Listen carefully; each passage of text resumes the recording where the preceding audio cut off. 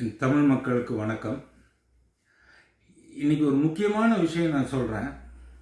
இதை முடிஞ்ச அளவு ஷேர் பண்ணுங்கள். நான் எதையுமே ஷேர் பண்ணுங்கள், சப்ஸ்கிரைப் பண்ணுங்கள், இதெல்லாம் நான் சொல்ல மாட்டேன்.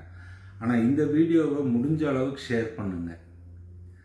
நம்ம மெரினா பீச்சில் இந்த செத்தவங்களெல்லாம் கொண்டு போய் பணத்தை அங்கே அடக்கம் பண்ணுறாங்கல்ல, அது சுடுகாடு அல்ல. அது மக்களுக்கு உண்டான ஒரு பொழுதுபோக்கு இடம்.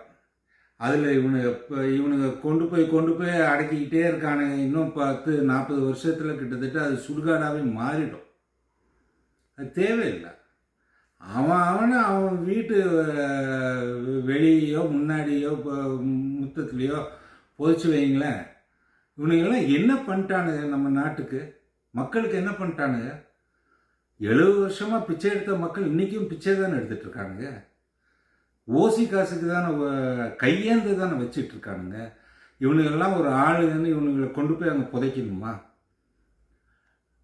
உண்மையாகவே மக்களுக்கு செஞ்சது காமராஜர் ஐயா, கக்கன் ஐயா, இவங்கெல்லாம் எங்கே இருக்கிறாங்க?